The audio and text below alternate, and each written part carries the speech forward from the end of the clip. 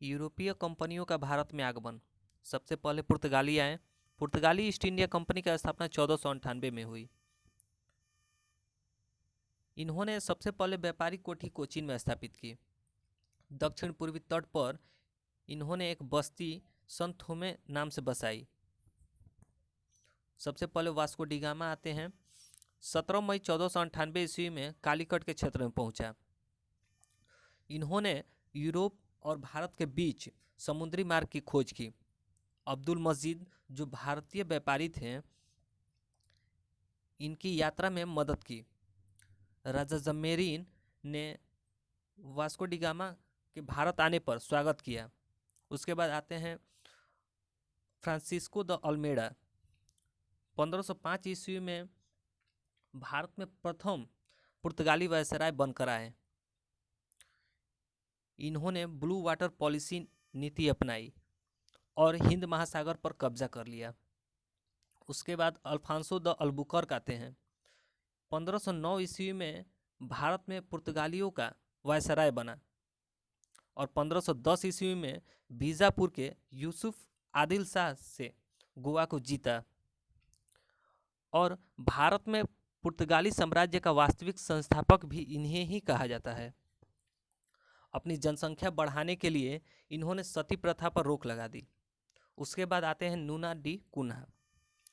इन्होंने गोवा को अपनी राजधानी बनाया और 1535 ईस्वी में दीव पर और 1559 ईस्वी में दमन पर कब्जा कर लिया। उसके बाद डच आते हैं।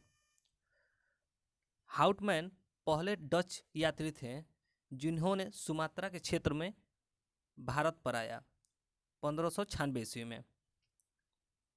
1605 ईस्वी में डचों ने मछलीपट्टनम को अपनी व्यापारिक कोठी बनाया और दूसरी व्यापारिक कोठी पुलिकट में स्थापित की, जहां उन्होंने अपने स्वर्ण सिक्के पैगोडा को ढाला और पुलिकट की ही समस्त गतिविधियों का केंद्र बनाया।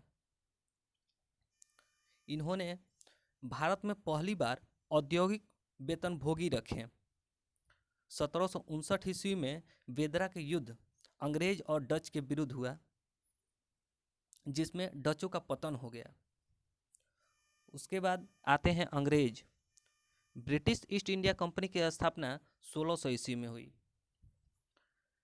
31 दिसंबर 1600 ईस्वी में एलिजाबेथ प्रथम ने ईस्ट इंडिया कंपनी के लिए अधिकार पत्र प्रदान किया। उस समय ईस्ट इंडिया कंपनी के 217 साझेदार थे। ब्रिटिश ईस्ट इंडिया कंपनी के पहला गवर्नर थॉमस स्मिथ थे। 1608 ईस्वी में इन्होंने व्यापारिक कोठी स्थापित करने का प्रयास किया और असफल हो गए। 1609 ईस्वी में जेम्स प्रथम ने अपने राजदूत हॉकिंस को जहांगीर के राज दरबार में भेजा। 1612 ईस्वी में स्वाली का युद्ध पुर्तगाल के खिलाफ हुआ, जिसमें रेड ड्रैगन, जो कि पहली अंग्रेजी जहाज थी, इस युद्ध में महत्वपूर्ण भूमिका निभाई। 1611 ईस्वी में मछलीपट्टनम में अपनी व्यापारिक कोठी बनाई, जो दक्षिण पूर्वी समुद्र तट पर स्थित थी। 1613 ईस्वी में जहांगीर ने थॉमस एडवर्थ को सूरत में व्यापारिक कोठी स्थापित करने का आदेश दिया। 1615 ईस्वी में जेम्स प्रथम ने थॉमस रो को व्यापारिक छूट के लिए जहांगीर और शाहजहां के दरबार में भेजा और यह सफल रहे।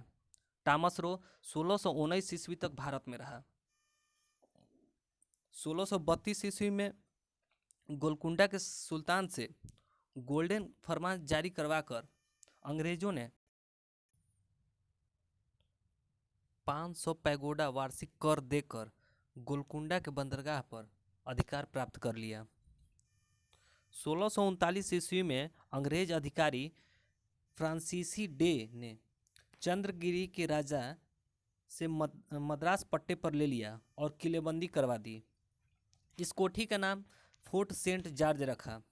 बाद में यह कोरोमंडल तट पर अंग्रेजों का मुख्यालय बना। 1661 ईस्वी में चार्ल्स द्वितीय की शादी पुर्तगाल की राजकुमारी कैथरीन ब्रेगेंजा से हुई। इस अवसर पर दहेज के रूप में पुर्तगालियों ने चार्ल्स द्वितीय को बम्बई प्रदान किया। 1668 ईस्वी में चार्ल्स द्वितीय ने बम्बई को 10 पाउंड के वार्षिक किराए पर ईस्ट इंडिया को दे दिया। 1687 ईस्वी में अंग्रेजों ने पश्चिमी तट का मुख्यालय सूरत से हटाकर बम्बई को बनाया। गेराल्ड ओंगियार, जो सूरत का प्रेसिडेंट एवं बम्बई का गवर्नर बना, की स्थापना इसी ने की।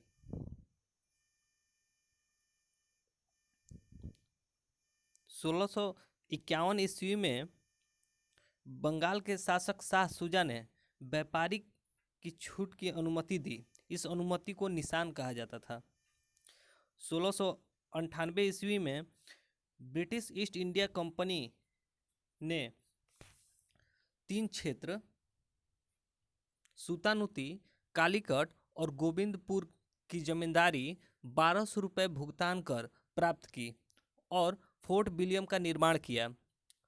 चार्ल्स आयर फोर्ट विलियम के प्रथम प्रेसिडेंट हुए और बाद में यह कोलकाता नाम से प्रसिद्ध हुआ। कलकत्ता की नींव जॉर्ज चरनॉक ने रखी थी।